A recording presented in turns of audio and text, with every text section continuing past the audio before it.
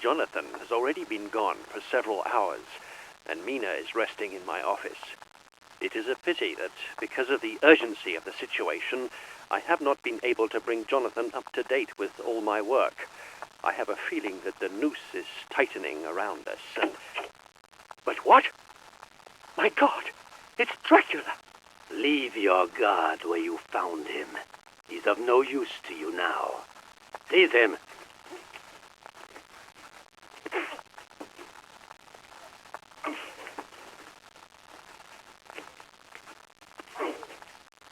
Don't go near her.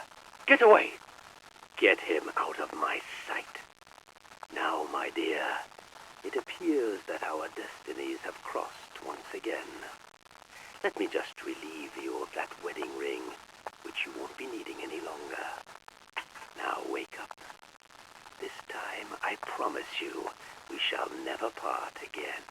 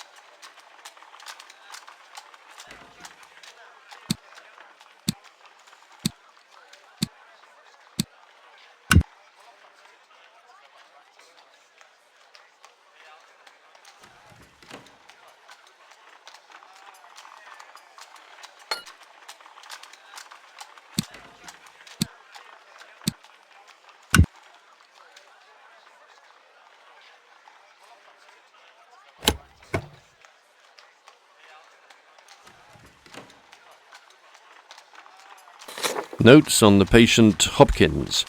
Height 1 meter 65, weight 55 kilograms, estimated age between 40 and 45. Date of internment 20th October 1904. The patient Hopkins seems to have been afflicted by a very rare carnivorous pathology, which takes the form of ingesting flies and other insects and other forms of disturbed behavior. What is particularly interesting is that after a series of conversations with him, I became deeply convinced that the man's mind was controlled by Dracula. And then, though Hopkins seemed so cold and calculating that it was possible to believe that he was feigning his illness, he met Mina and was radically transformed. From then on, he has spoken hesitantly and seems far less sure of himself. He has become vulnerable. If Hopkins has doubts, that could be to our advantage. From today onwards, Mina must be present during my sessions with him.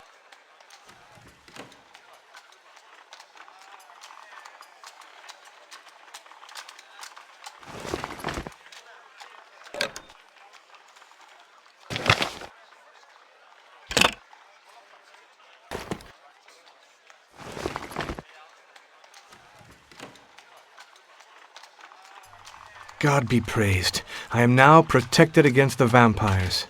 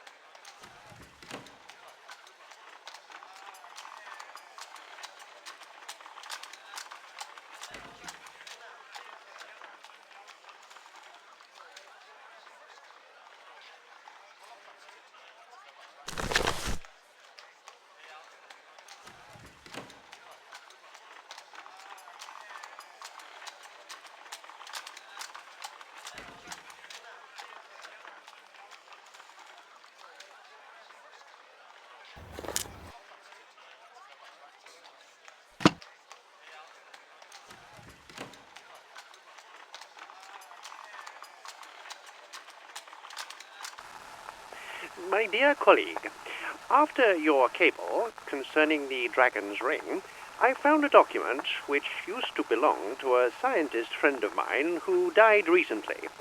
It consists of a notebook whose contents have a curious relevance to the things you told me about in your letter. It contains information on vampires and initiation rites, secret sanctuaries, and the ring. I am sure that you will find it very interesting.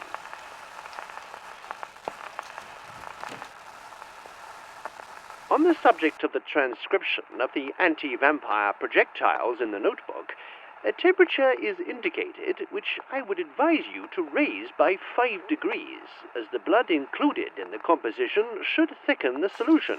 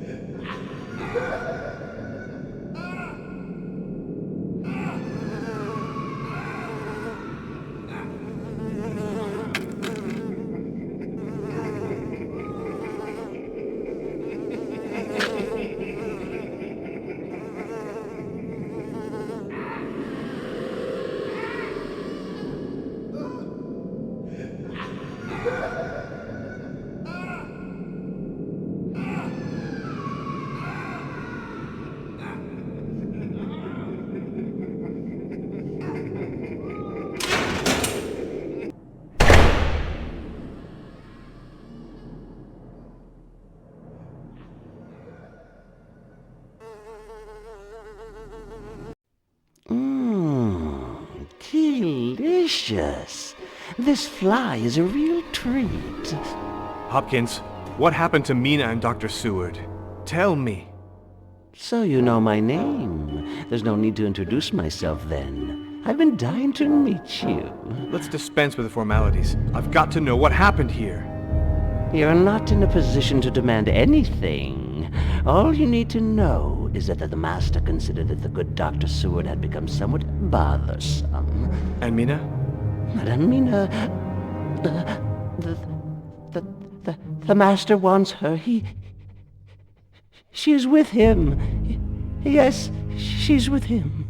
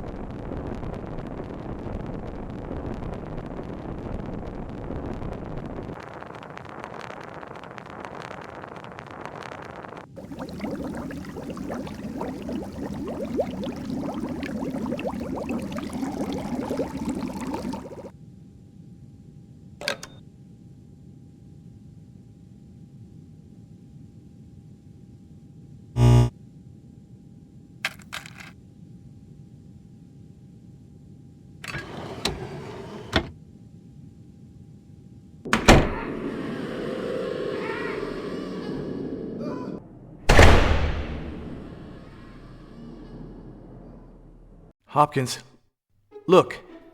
I'm armed to fight Dracula. Help me to save Mina. You've seen her. You see how vulnerable she is. But to save Mina would mean betraying the Master. I cannot act against the Master, but I can't leave Mina in danger either. What a terrible dilemma. I've already beaten Dracula. Trust me, and together we can save Mina. It'll take more than words to convince me. I know that you possess the dragon's ring.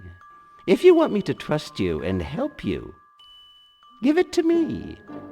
That way you can let me be the judge of how sincere you are.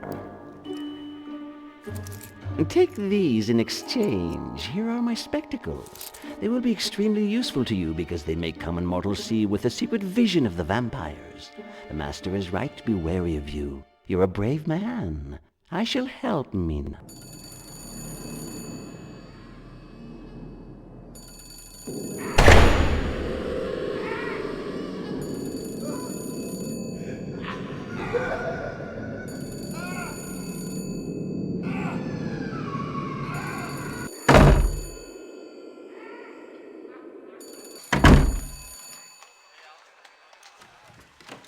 You're nothing more than a rat lost in a labyrinth. But I'll have you know that this game no longer amuses me. Silence! In a little while, everything that is yours will be mine. Then your life will be worth no more than that of an insect, and I shall simply flick you away.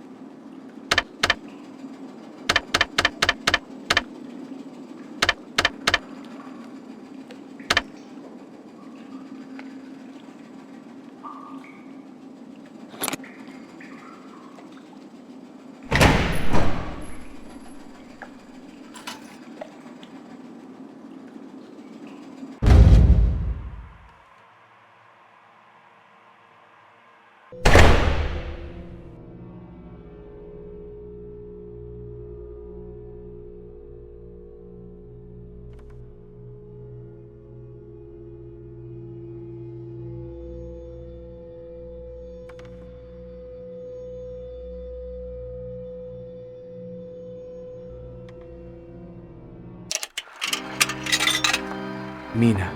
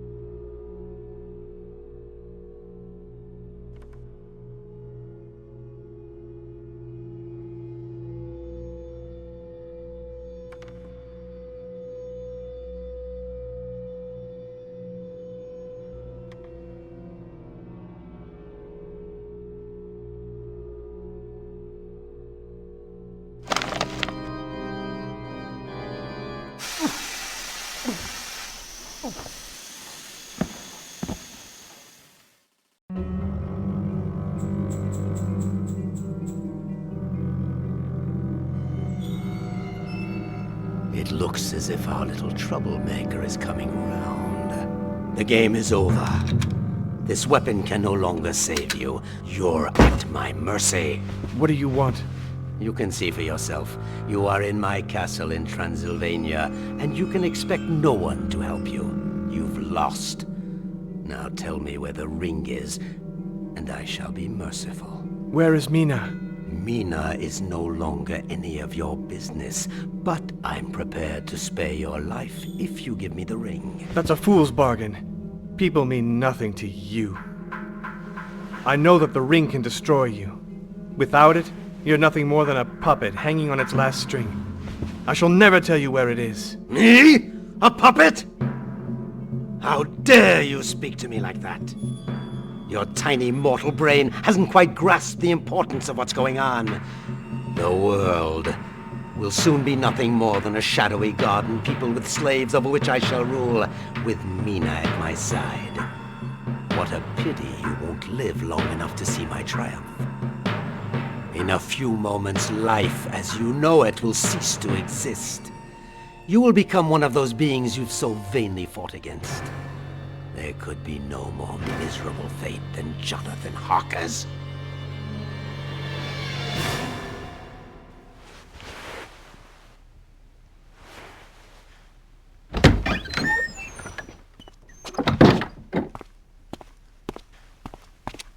Hopkins. So it's you who's in charge of the dirty work. I might have known. Don't make your situation any worse than it already is by talking rubbish. Think about it. If I had betrayed you, the ring would be in Dracula's hands now, rather than in the protection of St. George in the cemetery where I've put it. Now I have to leave before the master notices my absence. And be careful. Beyond that door, there is danger everywhere.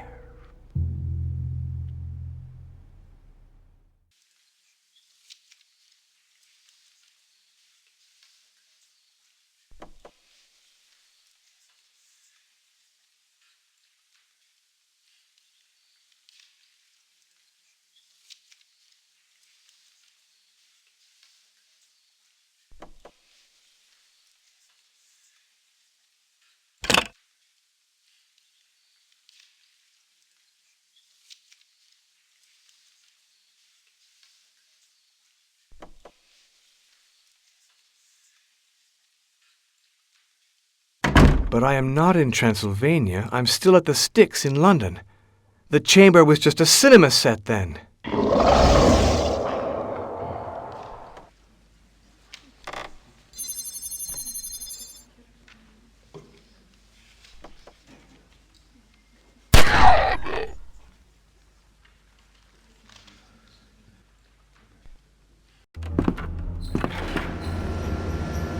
Seward!